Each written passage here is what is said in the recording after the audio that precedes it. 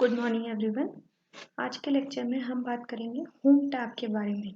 Microsoft office 2010 में last lecture में हमने देखा था कि ओवरव्यू लिया था हमने सारी टैब्स में क्या क्या ग्रुप्स हैं, कौन कौन सी फंक्शनैलिटीज उसमें अवेलेबल हैं।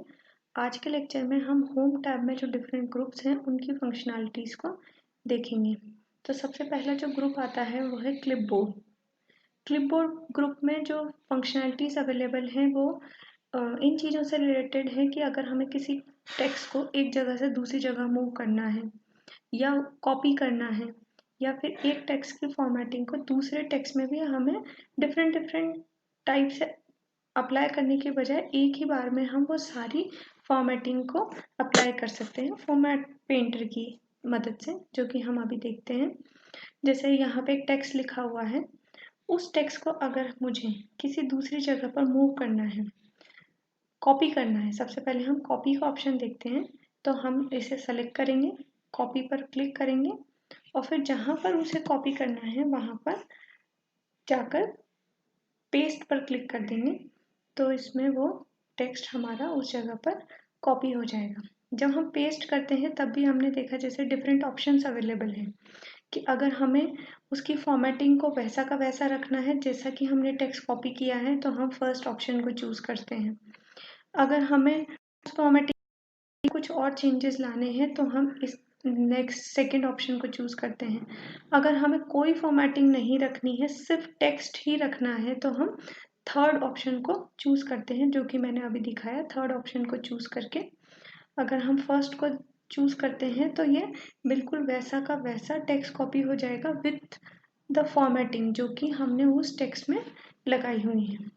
इसका शॉर्टकट होता है, जब हम कॉपी करते हैं तो उसका शॉर्टकट है Ctrl+C। कंट्रोल की दबाएं, उसके साथ में C की को प्रेस करना है। जब हमें कहीं पर पेस्ट करना है तो उस जगह पर जाकर कर्सर, माउस का कर्सर वहां लेकर जाना है और उसके बाद में कंट्रोल के साथ में B प्रेस करते हैं तो हमारा ऑटोमेटिकली वहां पर विथ फॉर्मेटिंग पेस्ट हो जाता है। अब हमारा सेकंड जो फंक्शन है वो हम देखेंगे कि अगर हमें किसी टेक्स्ट को एक जगह से दूसरी जगह पर मूव करना है। फर्स्ट ऑप्शन में हमने देखा कॉपी करना, कि जो टेक्स्ट जिस जगह पे था वो उस जगह पे वैसे ही रहा, साथ ही साथ में जहाँ पर भी हमें और जगह चाहिए था वहाँ पे हमने उसे पेस्ट कर लिया। लेकिन अगर हमें किसी एक जगह से टेक्स्ट को यहाँ से हटाना है और किसी दूसरी जगह पर मूव करना है तो हम जो ऑप्शन यूज़ करते हैं वो है कट। इसका शॉर्टकट होता है Ctrl+X। या अगर हमें शॉर्टकट याद नहीं रहता है तो हम इसे सेलेक्ट करके यहाँ पर इसको कट को सेलेक्ट कर सकते हैं। अब वो टेक्स्ट वहाँ से चला गया और हमारे क्लिपबोर्ड में आ गया है। क्लिपबोर्ड एक मेमोरी है, सिस्टम की मेमोरी, जिसके अंदर वो स्टोर हो जाता है। फिर जब अगर मैं उसके बाद में जिस जगह पर मुझे वो टेक्स्ट लाना है, हमारे माउस के कर्सर को वहाँ लेकर जाना है, फिर हमें फिर से पेस्ट पर क्लिक करना है। तो हम देखते हैं कि वही टेक्स्ट जो हमने कट किया था वो उस जगह से उठकर हम इस जगह पर आ गया है। वो उस जगह पर एग्जिस्टिंग नहीं है और नई लोकेशन जहाँ पर हमने चूज़ किया वहाँ पर आ गया है। तो इसका भी वही दो शॉर्टकट, Ctrl+X कट करने के लिए और Ctrl+V पेस्ट करने के लिए। तो अभी हमने दो चीज़ें देखी, एक कॉपी करना जिसमें टेक्स्ट एक उस जगह पर भी रहता है और उसके नई लोकेशन पर भी जाता है। दूसरा चीज़ है कट करना। कट में जो इस लोकेशन से हमने कट किया है वो वहाँ से हट जाएगा और दूसरी जगह जहाँ पर हम न्यू लोकेशन पर जाते हैं वहाँ पर जाकर टेक्स्ट मूव हो जाएगा। अब हम नेक्स्ट ऑप्शन देखते हैं इसमें फॉर्मेट पेंटर का। जैसे अगर हम इस टेक्स्ट को लेते हैं और इसमें हम कुछ फॉर्मेटिंग अप्लाई करते हैं, जैसे जो बोल्ड में बी लिखा हुआ है, जब हम इसको सेलेक्ट करते हैं तो हमारा जो टेक्स्ट है, सेलेक्टेड टेक्स्ट, वो बोल्ड हो जाता है, डार्क हो जाता है। अगर मैं यहाँ पर आई सेलेक्ट करूँगी तो ये इटैलिक हो जाएगा, हम देख सकते हैं थोड़ा टिल्टेड हो गया है। अगर मैं यू जिसके नीचे अंडरलाइन है उसे सेलेक्ट करती हूँ तो ये अंडरलाइन हो गया पूरा टेक्स्ट। अब मैंने यहाँ पर तीन फंक्शंस यूज़ करे, बोल्ड किया, इटैलिक किया और अंडरलाइन किया। अब जो ये नया टेक्स्ट है इसको अगर फिर से मुझे यही फॉर्मेटिंग करनी है तो एक ऑप्शन है कि मैं फिर से बोल्ड करूं, इटैलिक करूं और अंडरलाइन, तीन चीज़ें करनी पड़ेंगी। लेकिन अगर मुझे ये पता है कि अब मुझे सेम फॉर्मेटिंग ही दूसरे टेक्स्ट में भी अप्लाई करनी है, तो हम सिंपली इसको सेलेक्ट करके फॉर्मेट पेंटर को सेलेक्ट करेंगे और जिस टेक्स्ट पर हमें वो फॉर्मेटिंग चाहिए उसको जाकर अप्लाई कर देंगे। तो यहाँ हम देखते हैं कि एक ही बार में वो जो तीनों चीज़ें थी, तीनों फॉर्मेटिंग बोल्ड की, इटैलिक की और अंडरलाइन की, वो तीनों एक साथ इस टेक्स्ट में भी आ गई हैं फॉर्मेट पेंटर की मदद से। तो ये टाइम सेविंग करता है हमारी।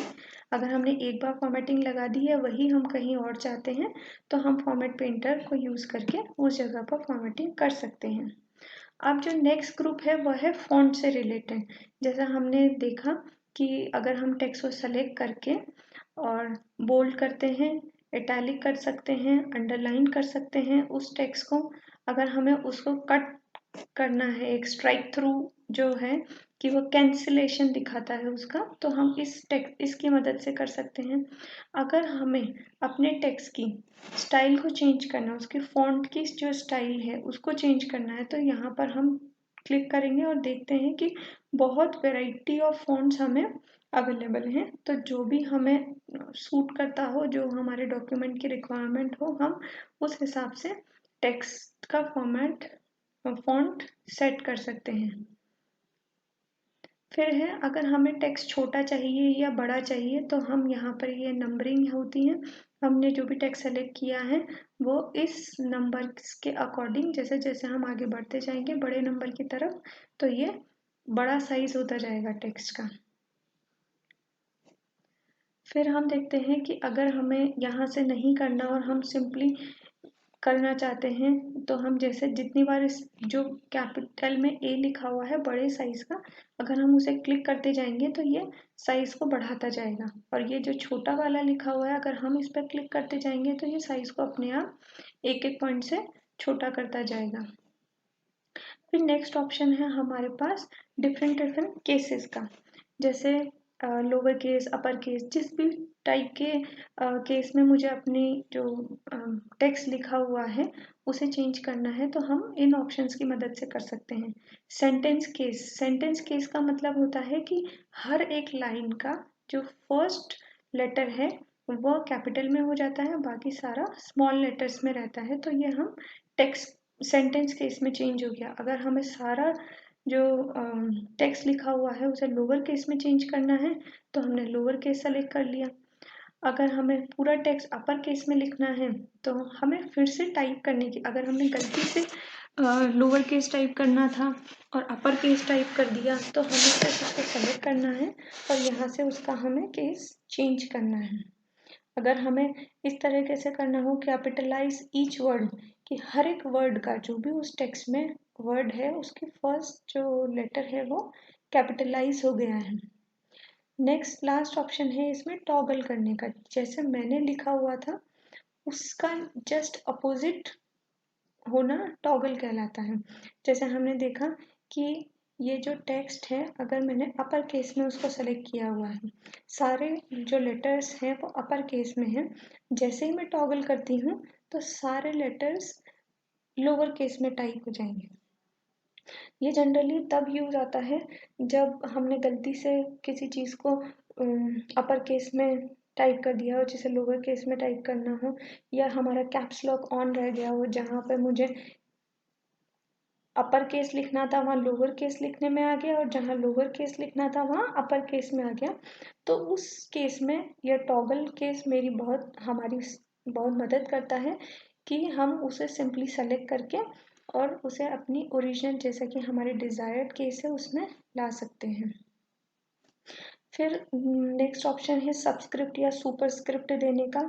फिर है हमारे ये स्टाइल्स का, कि हमने जो टेक्स्ट लिखा है उसे हम अगर डिफरेंट डिफरेंट स्टाइल्स में करना चाहते हैं, तो यहाँ सेलेक्ट करके हम कोई सी भी स्टाइल जो भी हमें ठीक लगती है अपने डॉक्यूमेंट के लिए वो चूज़ कर सकते हैं। फिर है ये जो ऑप्शन है इसकी मदद से हम बैकग्राउंड कलर को सेट कर सकते हैं। जो भी हमने टेक्स्ट लिखा है, जो सेलेक्टेड टेक्स्ट है, उसका जो भी बैकग्राउंड है वो कलर हम इन ऑप्शंस की मदद से सेट कर सकते हैं।